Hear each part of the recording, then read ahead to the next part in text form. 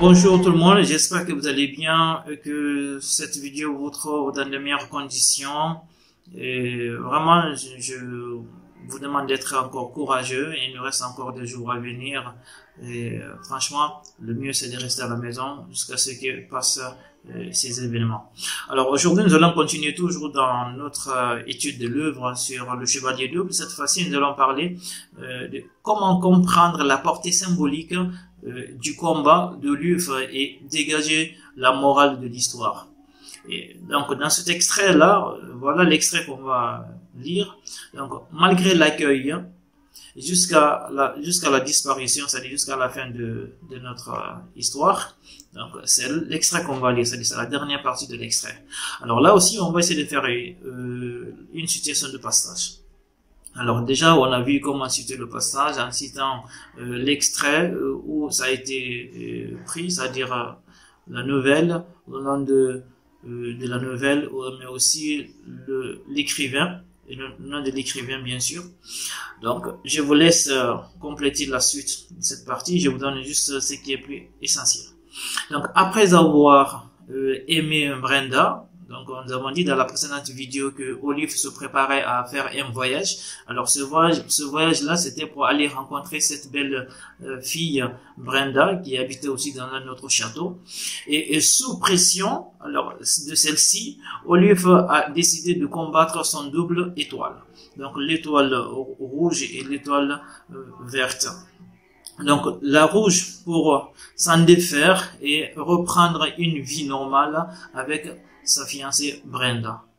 Voilà. Alors, dans ce caractéristique-là, Olive va rendre visite à Brenda et Brenda va comprendre que Olive vivait de double caractère, alors qu'il ne peut aimer un homme à double caractère. Il fallait s'en débarrasser. Soit l'étoile rouge disparaît ou l'étoile verte. Mais il fallait qu'il existe un seul caractère.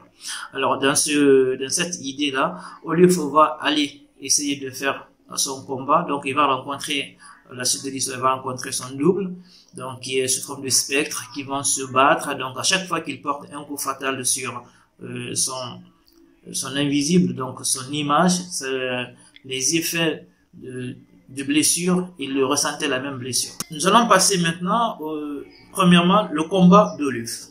Le combat d'Olive.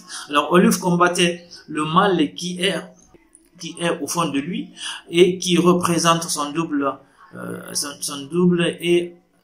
à l'étoile rouge. Il souffrait aussi des coups qu'il donnait à son double étoile rouge. Donc, le moment où le double à l'étoile rouge a perdu son casque, il a vu que c'était son propre image. Donc, pendant le combat, il n'avait pas remarqué que c'était son double, c'était son image même qu'il est en train de combattre. C'est lorsqu'il a ôté le casque de son double à l'étoile rouge que il a compris que oui, il se battait contre lui-même. Donc, ça aussi ce sont des effets de suspense. Alors, le combat symbolise le bien et le mal qui existent au fond d'Olive. Donc, il se combattait contre lui-même. Donc, comme toute personne a un double caractère, toute personne a le côté positif et le côté négatif. Mais il faut choisir quel est le côté qui va dominer.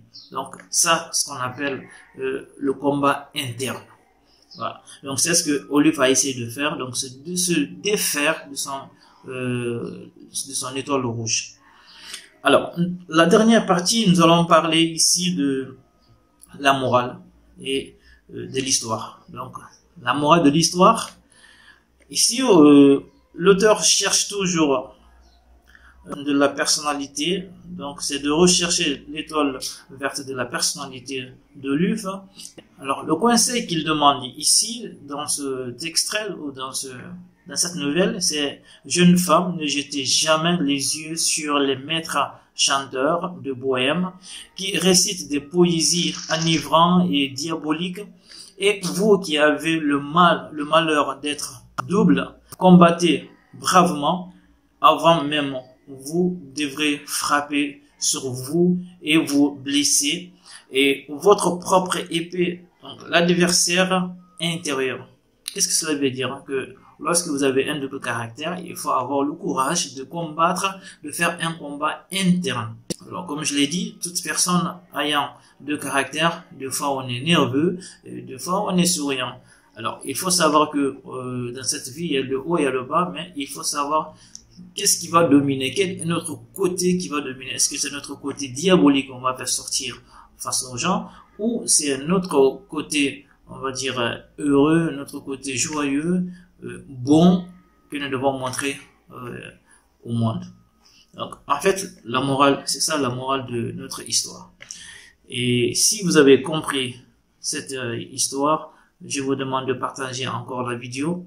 À la fin de la vidéo, je vous demande d'aller sur mon groupe Facebook. À la fin de la vidéo, je vous demande d'aller sur mon groupe Facebook et vous allez trouver des questionnaires auxquels vous allez compléter votre apprentissage.